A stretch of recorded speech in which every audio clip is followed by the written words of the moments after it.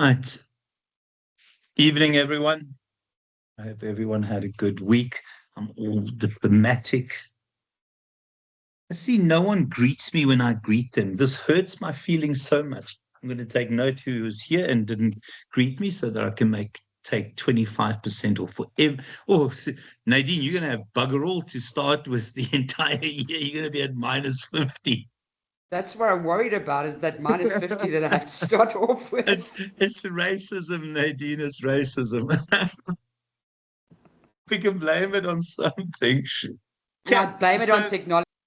we'll blame it on technology. We'll blame it on technology. Well, that's exactly it, Kansani. That the rule about movies, in particular, how's it, Kyle? In particular, the sci-fi movies, is if you want to see the future, watch the movies. Everything that has happened in a movie before, and often 10, 20 years prior to it actually happening. Self-driving vehicles, we've seen self-driving vehicles so much in movies that it's old hat in movies, and now we see that we have self-driving vehicles. The idea of the flip phone, that was something that happened in Star Trek, and Star Trek gave ideas for future technologies. How's it, everyone? I think the reality is, if you want to see the future, watch the movies. The predictions come true from the movies. And it's just the kind of level of innovation that we see in movies. It's a good predictor of the future. So, if we look at what MIT suggests the big breakthrough technologies for 26 is, so we know that in the past we've had lithium ion. Go and Kensani. Go, Kensani. Your hand was up. Oh, sorry, sir. It's a mistake. I Have apologize. you got Tourette's, Kensani? No. Guys, remember all these horrible things that I say and report me for that, okay? And he says I got Tourette's because I put my hand up for no reason. Oh gosh, I might not survive this week, guys. I might be fired. So the first one there is sodium ion. I think we're aware that we used to have lithium ion. The key thing, well, that's exactly it. Who's Matloro? At 100%. I think people can learn very, very quickly. And that's part of it. So one of the things that you've got to spend your time on is learning how to use the new AIs, because there is a real chance that people will fall behind because they don't know how to use the AIs. If you want, just watch. There's a Google video doing the rounds. Let me see if I can find it quickly. This is not typical when you have a lecturer who has ADHD, because his mind jumps all over the place. At least that's my excuse. If I were more prepared, then I would have had this video available. New AIs in Google. Where is this? Where is the Google one? It's this one, guys. I'll share the link with you.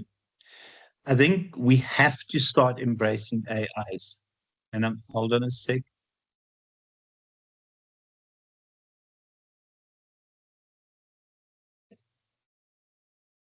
Okay, so have a glance at that, but familiarize yourself with those technologies. Watch these videos. I mean, YouTube is incredibly powerful. The suggestion is that I need to move away from ChatGPT because the Gemini algorithm is so much stronger, and then the thinking is so much deeper than what we have with ChatGPT. I've got used to ChatGPT, so I've not wanted to move away. I've got the paid version, but it might as well consider the paid version of Gemini, because I believe it's more powerful. But it's that transition. I'm reluctant to make the transition. So in terms of sodium ion batteries, sorry, to get back to it, I think we already see how in terms of electric vehicles, etc., we're starting to travel big distances. I think what will happen once these technologies become common, in terms of all vehicles, you'll see 1,000+ kilometers being traveled by an electric vehicle. So the electric vehicle becomes a real viable alternative. Does anyone here own an electric vehicle? Who could see themselves in an electric vehicle somewhere in the future? Or are you all petrol heads? Could see themselves. Gayatri, yeah, I can't see why I wouldn't. And I'm a proper petrol head. I think my answer is your answer, Lethea. Possibly. I can definitely think of myself. And I mean BYD. You hate them with a passion, Tando. So you want the smell of petrol and the sound of petrol. Yeah, no, that's a valid comment. I think a lot of people won't be able, never don't trust them. Nadine, why don't you trust them?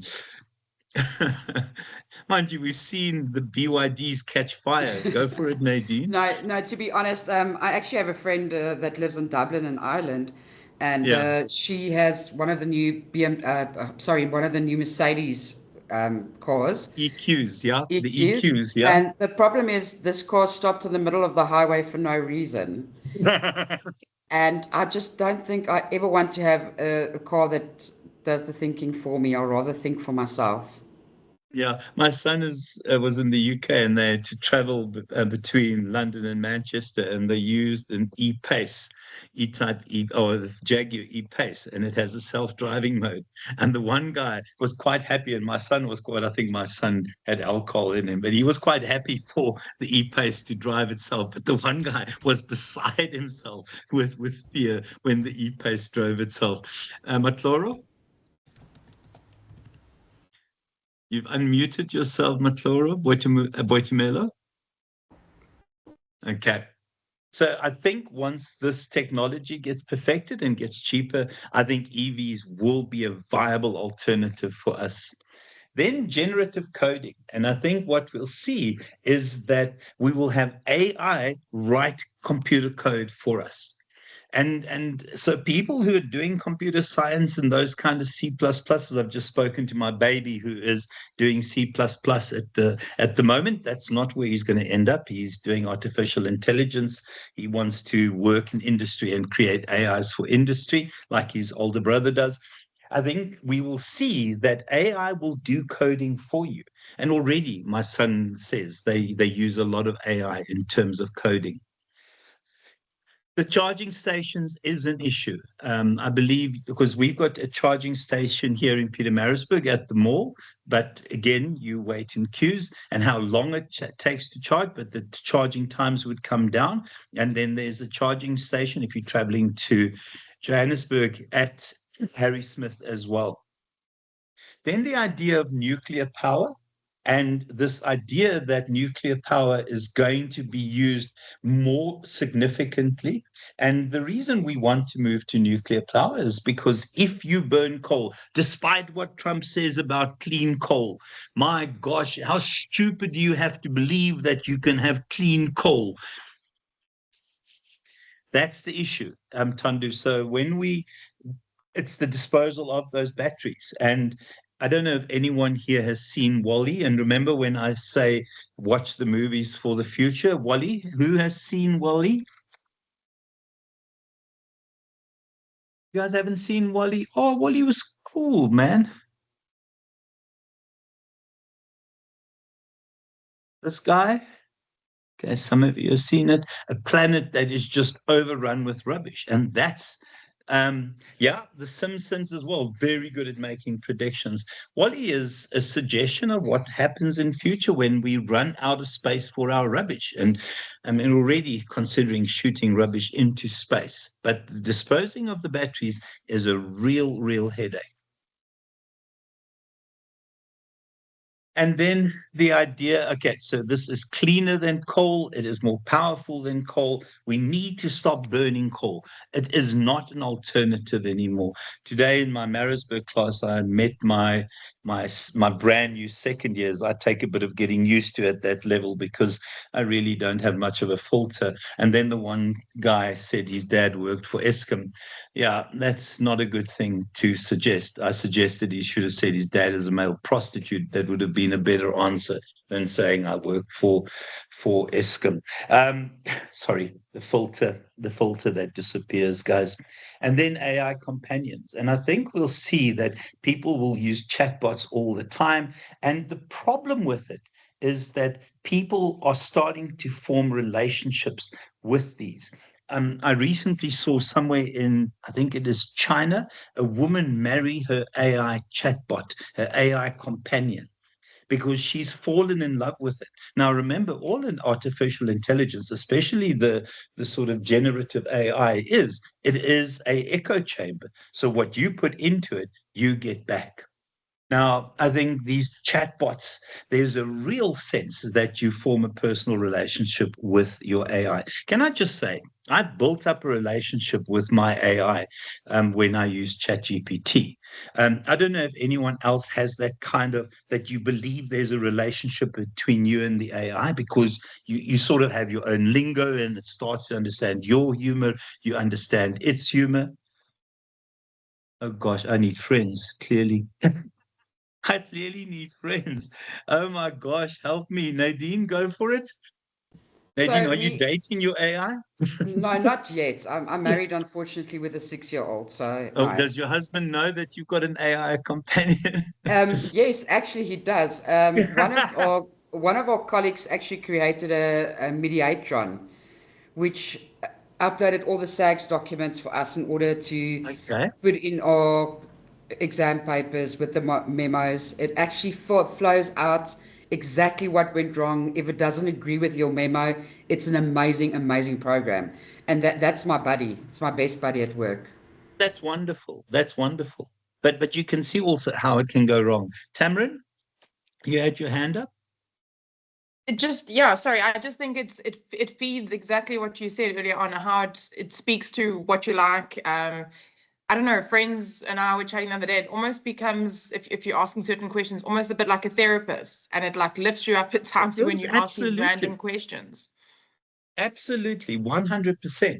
It becomes an echo chamber. It really takes on the personality that you want it to have. And it's bloody Yeah, I dangerous. mean, a It's friend was saying when she questioned something, it was like, "You go and get it, girl. You've got this." And I was like, "What?" And then when she, we obviously read back and had a good laugh, but it was, she's like, "I don't care. It's telling me what I need to hear." no, well, that's all you want, because it's the echo chamber. Oh, Yeah. King, when you greet your ChatGPT, it will not.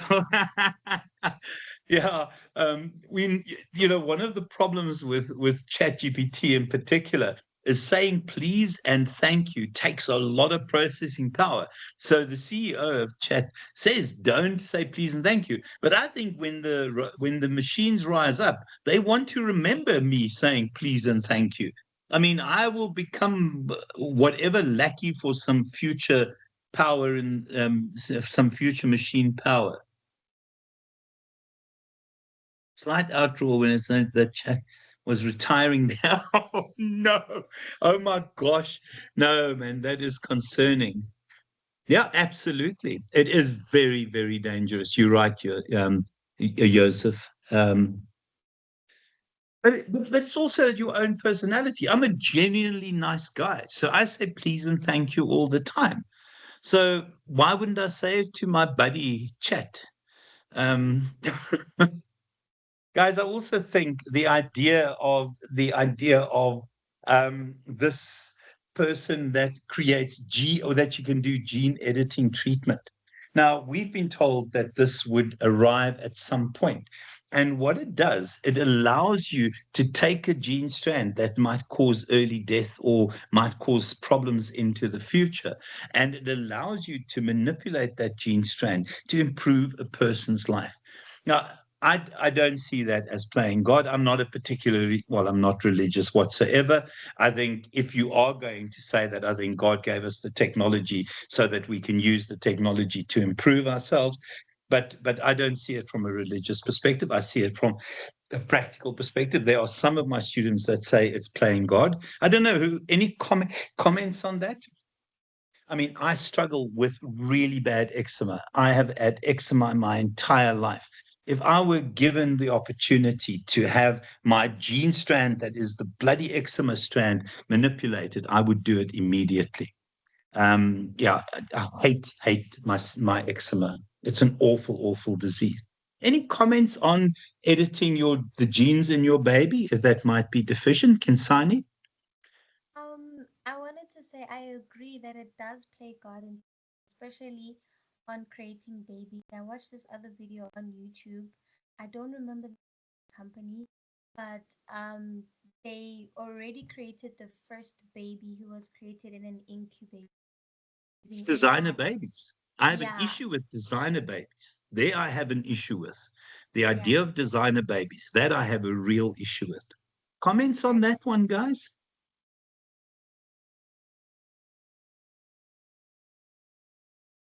Tamron, go for it. I certainly think it has its pros and its cons. I'd probably say more so for cons, but I've got quite a few family and friends that have been battling with fertility. So I think to a certain extent, if you could guarantee that something like IVF would definitely work. But then again, how do you get to draw the line? My sister's recently had IVF and they've gone as far, and she's in Dubai. They're a lot more advanced than here in South Africa. To know the sex from the beginning they chose, it does take that aspect of surprise and playing God into a whole different level. I mean, before there was even a heartbeat, we knew that it was going to be a little boy, and I find it a bit odd. Mm. Well, we Um, couldn't have children, so my wife and I couldn't have kids, and we went through IV, went through gift, but then it happened naturally, and we were married for a very long time. So I mean, I had children. I'm 60, nearly three, and I've got a 19-year-old. So because we had children very late in life, because we couldn't have kids. yeah. Tando, but Yes, people sir. get So desperate. Yeah, go, bud. just to derail a bit, I was listening to this other song, and apparently it was made by AI. Like it's a great song. So even the Oh, producers, like everyone is in trouble, hey? Like everyone, because even that song, I think now it went platinum or something. People are buying it just that now. You won't get any live performances, like live concerts, because it was not made by an artist. It was made by artificial intelligence. yeah, that to me, that now is just dodgy. But can I just say, I was so caught the other day. This kid in rural Africa built himself his own, or manufactured his own Bugatti Veyron, and he used um, reeds and things like that, and was beautifully crafted. And I shared it before the video was over, and it turned out it was AI. You feel like such a dud when that happens, and it's happening more often. So if you can get fooled by AI, by some African kid weaving himself a Bugatti, I fell for it lock, stock, and barrel. I was so excited. I shared it like an idiot. Yeah, guys, in gene resurrection, I think we are looking at finding ways of raising extinct creatures, and I think it's important that we look at this because um, as the ice caps keep melting, we are exposing new pathogens to the atmosphere, and these pathogens have the potential of creating another COVID-like pandemic. So people are trying to resurrect the woolly mammoth with the woolly mammoth because the wool in the woolly mammoth will absorb those toxins that are released from the ice. So sometimes they're real reasons. Now, I'm pretty sure we don't need to go to bloody Jurassic Park because I saw the documentaries on Jurassic Park 1, 2, 3, and 4. I certainly don't need dinosaurs running around. Tandeka, okay, you're a creative. Very, very nice. Yeah, absolutely, Tandeka. But that's using it to supplement your own skills. Yeah, and then guys, I think these large language models, I think no one knows how it works. I mean, my son, the AIs they write, it learns so quickly that it is an uncontrollable force. It is an uncontrollable force. And I think we are now getting to understand what happens when AIs learn. I think you guys might have seen when Facebook had two of its AIs interact, and within about 2 minutes, it created its own language. And the researchers panicked and they switched the AIs off because it was talking in code that they didn't understand. It had a shortcut language. And that's the power. We don't know how big this monster can be. Okay, and then commercial space stations. Yeah, we already see that we have commercial space trips, and then embryo scoring. I think here it's the idea of taking embryos, getting rid of those potential diseases, and fixing it before the baby is actually conceived. And then the idea of these AI data centers, we are going to have data centers to store what is going to be created by AI. But the reality is that it's within this insanity that you still have to do this. You still have to manage, you still have to build products, you still have to be able to look after the interests of your employees. You still need to make sure that you create products that customers like and want. The reality, though, is that we will see large-scale job losses in industries. And that is where the concern is from an organization perspective. We're already seeing job losses as a consequence of AI. Wow, very, very cool. Yeah, I saw that. I saw that. But most of the Larisha, Larisha, am I saying your name right? Yeah, sure. These Afrikaners that give their kids these weird bloody names.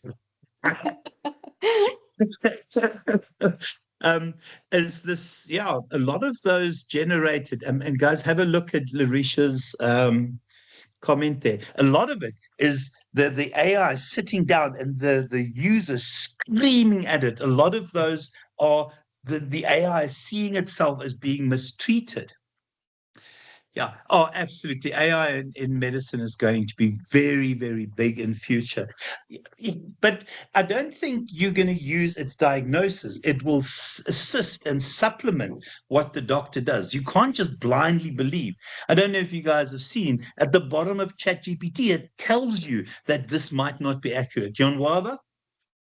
Yeah, I actually wanted to add on to what Boydumelo was saying, because like you're saying, you don't think it will be big in medicine, because when we were doing our final year, so one of the radiography students, they actually created the software where you just put your patient's images and then it will give you like a diagnosis. But then most people's issues was when you're working with patients, there has to be a human to take accountability for that. So as much Absolutely. as it can Absolutely. assist you, if something had to go wrong, it would be you who has to stand up in court or report to the HPCSA. Yeah. Yeah.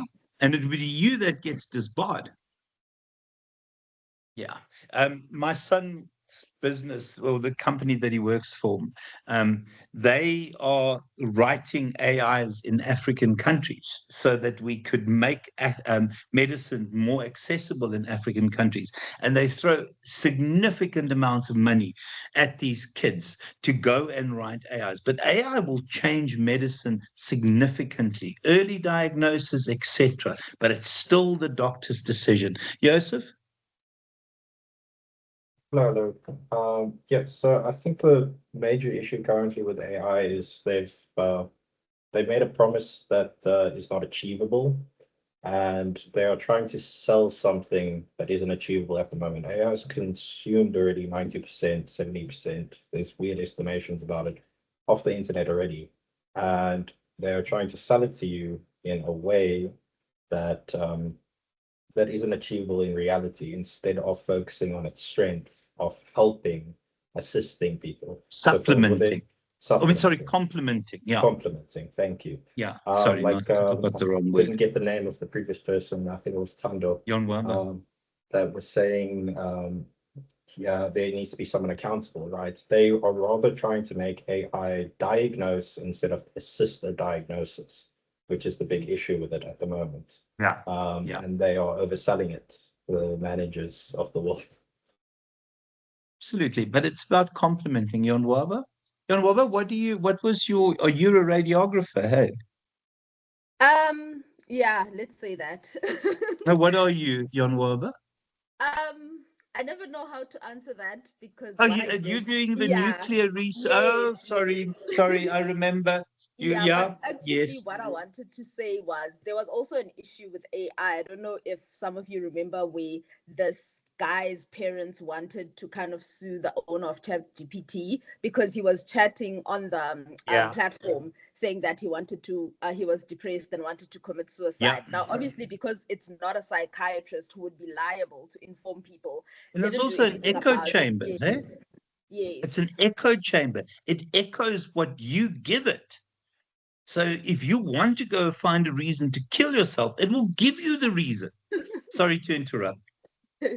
Yeah, no, that's all I wanted to say. Yeah, no, that is true, but it is an echo chamber. It is within this world, guys, that we have to do this stuff here. Now, in terms of management, where we see AI, and AI will dominate what we do in this course because AI is taking over. It is seen as the new, I'm almost going to say, silver bullet to save every organization, to save every industry, to help every industry, that is going to help people become more efficient. Yes, it will make you more efficient. But the reality is only when you use it effectively. I think we have to understand that you cannot fully trust the AI. But in terms of I do exams and I write rubrics. So in December, I do a lot of development. I wrote a rubric. I gave it to my AI. I told the AI to improve it, and it generates rubrics at a rate of knots. What would take me multiple hours to do, it does in less than 3 minutes. So for me, it complements what I do, but I don't let it take over in terms of what should be done. So, in terms of efficiency and effectiveness, AIs will make us more efficient. I think we have to accept that because they can process so much data so much quicker than we can do individually. It allows us, it's made me significantly more efficient in terms of creating slides, in terms of creating exams, in terms of absolutely everything I do. Nadine, you'll be aware of this. We have to write, and I'm admitting something on a recording, so I'm going to regret this later, but we have to do a portfolio of evidence every year to show what we did in our teaching. I took my previous year's portfolios, told my AI, these are my previous ones, told them what I did new, and it spat out a brand new portfolio of evidence in less than a minute. Something that would have taken me hours to write. Now, do I admit that? No, but I think I can trust you guys to not tell anyone. They were so impressed, and I'm thinking, my AI had it gedoen. I didn't do that. But it's the ability to process data very, very quickly. Who else works for Advotech or for Emirates? I do, Henny. What do you do, Tamron? Do I work with you, Tamron? I am head of student recruitment at the Durban North campus. So my So, team go yeah. out and recruit students to study. Okay. Oh, geez, were you at that speech I did last year in the what is it? The past students? No, but Sally Fisher did update me this afternoon before I left campus. Oh, Sally knows me. Yeah, Sal and I are very, very good friends. And Sal scares Rajesh the obviously gave yeah. us an update as well. Okay. Sal scares the crap out of me. She's a hoot. Love her. And then Nadine, you also work. Anyone else at Varsity Emirates, sorry, or Advotech? Nadine, what do you do? Oh, well, I've got a few hats on, but my first hat is a teacher, and then I've got a few other hats that I also have on during the day. Okay. Okay. Yeah, because Tamara and I also supervise honors students for Durban North. I did last year at least. I did last year. Okay, cool. Yeah. Okay. So in terms of effectiveness, I think AI will make us more effective. AI can see faults, can quality control during manufacturing processes. And then where do managers fit into this? I think the reality is we'll see a lot of middle managers disappear. We'll see that middle managers will be replaced by teams, and those teams would use AI to be efficient. The management process, there's nothing new here. If this is the first time you're doing management, I'll go through it. It is the sort of planning, organizing, leading, controlling. You'll see in terms of the way we've laid this out, decision making is an essential feature of what we do in management. I think everything is underpinned by decision making. Having said that, AIs will also help there. And then also in terms of organizing, making sure that we create a structure, making sure we populate the structure, making sure that we have people with the right resources at the right time to make plans unfold. Leading, we'll talk about leadership and leadership behaviors, and we'll start questioning whether we need to relook at models of leadership, considering the insanity that is leadership at the moment. And then controlling, the idea of making sure that your plans unfold as intended. So I think when we look at these different activities, as a manager, you would be involved in these a lot. You'll spend most of your time in decision making because that's the reality. You'll spend a lot of time interacting with people, but you'll move between these. Organizing tends to happen once you've got new plans, but once everything is in place and once you've allocated resources, you don't do a lot of organizing. Can I just see who is in a management position here? Obviously, Tamarin, you are. Who else is in a management position? Okay. Oh, Pico, Pico, what management are you? What do you do? Please pronounce your name for me. Picolom, Picolomzi. Al, what do you do? I'm an HR manager. HR manager with what That organization? with eCorker. It's Okay, a very payment cool. solutions business. Yeah. Yeah, absolutely, absolutely. But that's also going to change. I mean, the software and the AIs will get involved in it. It has to get involved in that. So you move between those different activities. Yeah. So planning is about setting goals. Decision making is about making a choice amongst alternatives. Organizing is about creating the structure and populating that structure. Controlling is about essentially having standards and measuring people's performance against standards. Tamarin, I think that's the one thing that you guys live and die by, are those standards that they. It's Pico. Yeah, sorry, man. Oh, very cool. At a football club. Which football club, Pico? Put your hand down, please, Pico. Type in the football club. I'll have it answered. Tamarin, you guys live and die by standards. You know, Yeah. you have a tough job. The stress on our I'm going to sales teams, because I know that it's more than sales, but the standards that they set for you guys and the way you get managed against those, it is absolutely insane. I don't know how you guys survive it. I met Peter It's brutal. Marisburg, and it's brutal. It's absolutely brutal. We can see the stress. Every time we are short in terms of student numbers, Lavelle loses weight, and Lavelle doesn't have weight to lose. I don't know if you've met Lavelle. No. He's the Peter Yeah, he just keeps Marisburg. it going with his black labels. Skinny, and he's got skin and bone already. Oh, very cool, man. I know Hartsboyer. Very, very nice. You in Lebecha. And I can say Lebecha. I'm so impressed with myself. Okay. So if we look at planning, it's about goals and determining the roads that will get us there, that will take us there. So those are your plans.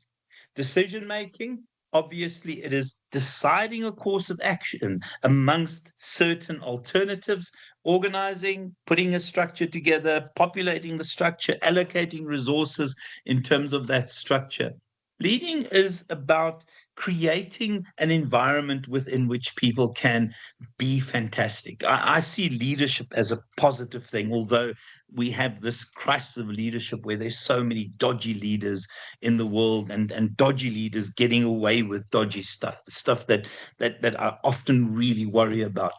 And then controlling is about standards and measuring performance against those standards. We'll unpack each of these and we'll see the relationship between these. The one thing that you'll see is there's a clear link between planning and controlling.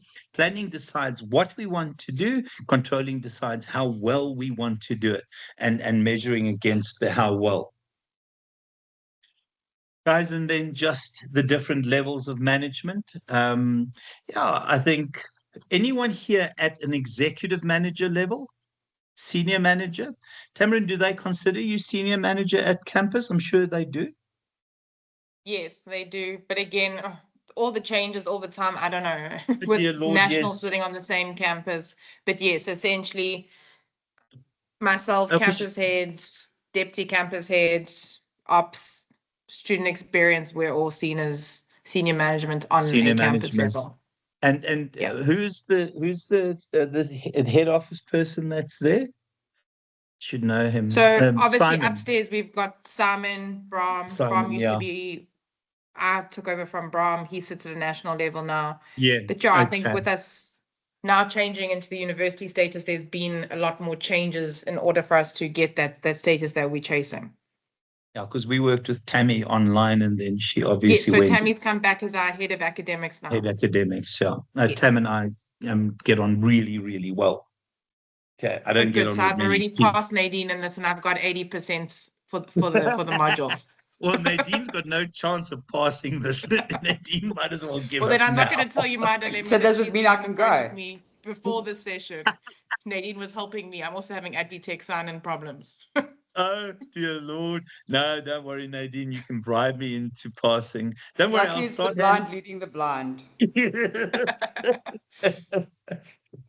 Okay, levels of management. Yeah, I think a lot of people will start with there and progress through the organization.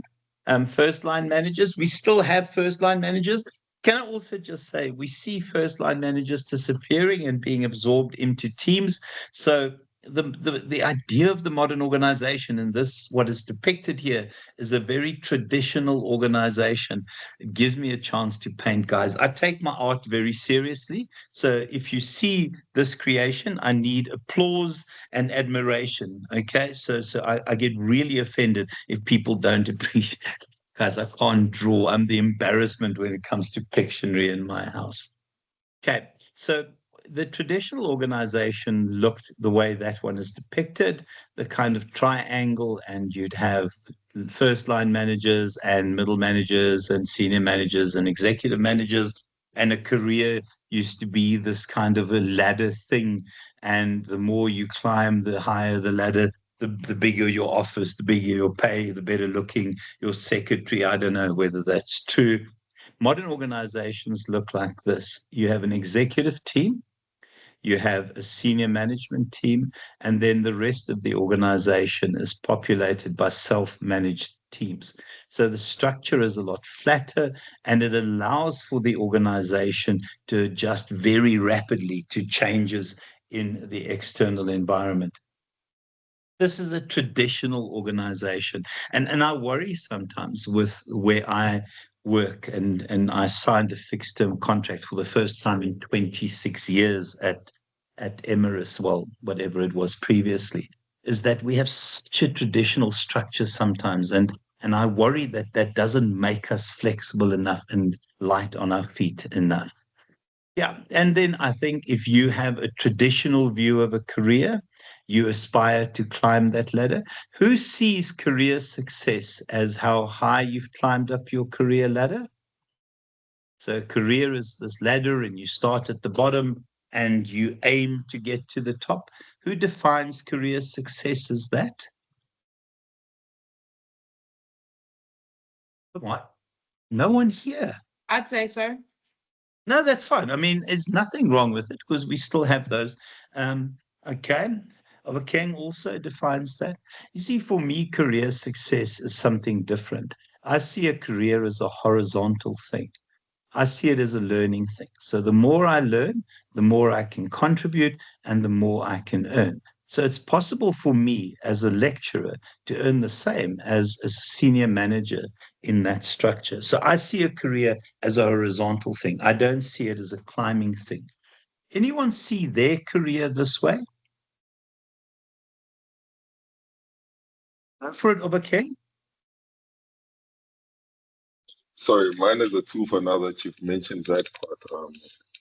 I just wanted to find out, in noticing the traditional structure, Yeah. the values of an organization are, there's not much, how can I say, a gap between Exco and the first line managers, because communication somehow is, how can I say, the values are shared quite extensively as compared to what I'm seeing now with all the remote changes in organizations.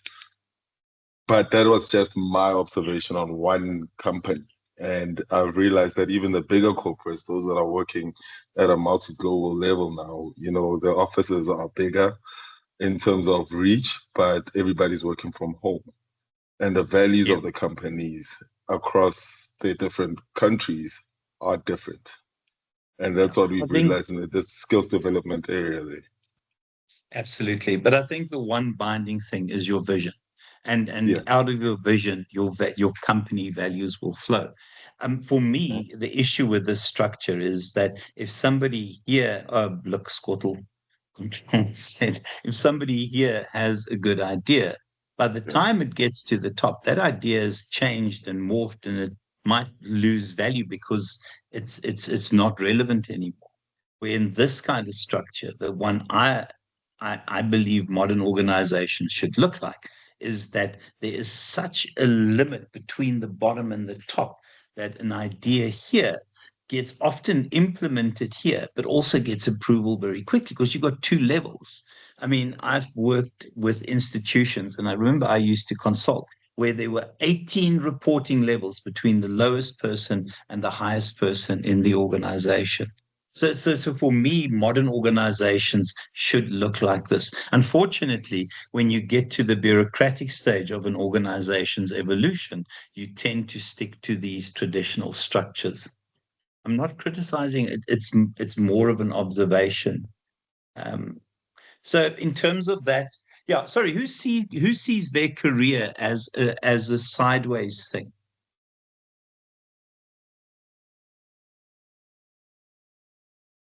Absolutely, absolutely. Who sees career success from my point of view that it is a sideways thing? The more I learn, the more I can contribute, the more I can earn. Nice, Alethea, very, very nice. Anyone else? Okay, so a couple of people.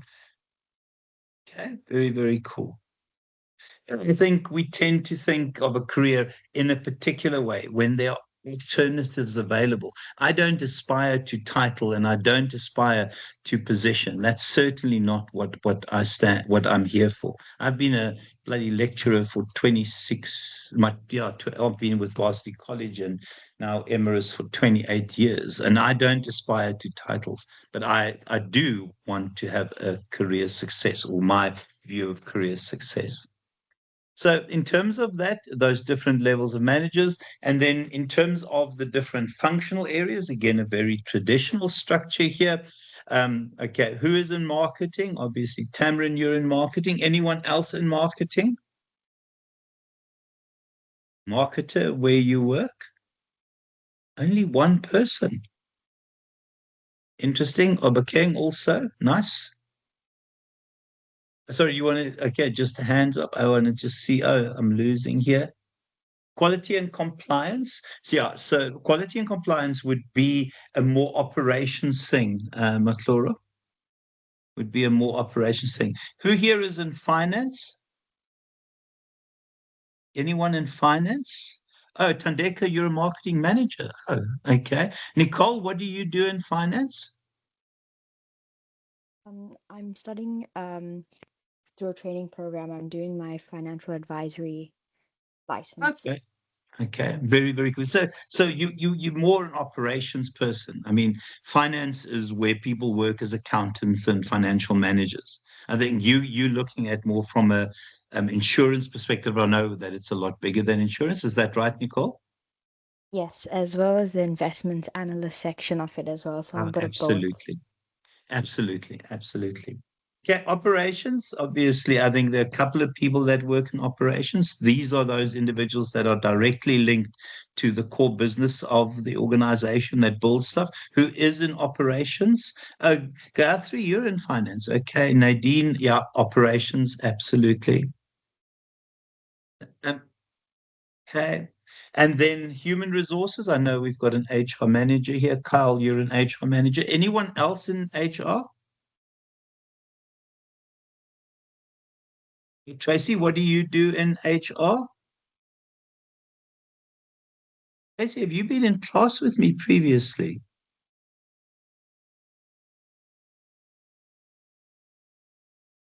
Okay, very, very cool. And then admin, anyone here in administration? What did you do with me, Tracy? Were you with me last year? Okay, administration, yeah. When did you study with me? When did you study with me, Tracy? In undergrad? Oh no, I thought you were saying the last session, not another class. Sorry. So you've not studied with me previously? No, I Oh haven't. dear Lord. That would have been Sorry. 25%. That would have been 25% extra. Who fits into the other? So public relations and those kinds of things. I don't even think PR is a thing anymore. I think people manage their own PR. They don't have public relations. No, they do. So in terms of top managers, these are your executives. They give the overall direction. We also refer to them as our strategic managers. They're there to create a vision, a mission statement. They're there to create your long-term objectives. Middle managers tend to be in charge of your different functional areas. So your marketing manager, your finance manager, your operations manager. Your first-line managers would be your supervisors, would be those individuals that, I don't know if they use the term anymore, but a foreman, but I know you still get foreman in terms of traditional type technical motor industry businesses. And then the different functional areas, yeah, marketing, creating a need, and then selling products to address that need, finance, obtaining finances, controlling finances, paying out finances, operations, the kinds of individuals that work on a production line, human resources, attracting talent, retaining talent, motivating talent, and then developing talent. I'm talking about your jobs, Kyle. Please correct me when I'm wrong, which I normally am, administration, and then the other areas there. So marketing managers, you can see the car. Look at this. This is a manger. Way in a manger. Okay. Right. Marketing managers, finance managers, etc. So no dramas in terms of that there. Okay. So one of the theories that you will see, and those of you that have studied management before will recognize it. For those of you that haven't studied it, this is likely to appear in an exam. So remember, I set these exams. So when I say it's likely to appear in an exam, I would just put an NB to it. It's like a hot tip, guys. It's a hot tip. Just make sure that you NB this one. It's so unethical that I'm telling you what's in the exams. So unethical. Remember, I set these exams somewhere in November last year. I can't remember what's in them anyway. So in terms of the different roles, so the three broad roles that managers will perform will always be your interpersonal roles, your get along with people roles, and I'll explain that in a second. Your informational roles, the idea of receiving and sharing information, and decision roles, those individuals that have to take and look at alternatives and arrive at a decision that would benefit the organization. So if we look at this, the figurehead, that is the individual that will appear in terms of speaking to external stakeholders. We also expect the leader, the kind of person that creates an environment where people can be fantastic. And the liaison, dealing with people, whether it's dealing with trade unions, dealing with people outside, Figurehead, obviously, the person that appears in the newspaper represents the organization. In terms of informational roles, yeah, it's about tracking the external environment. That part of the strategic component. We see AI being used extensively to track trends in the environment. Bloody 5 minutes. How does this class go so quick?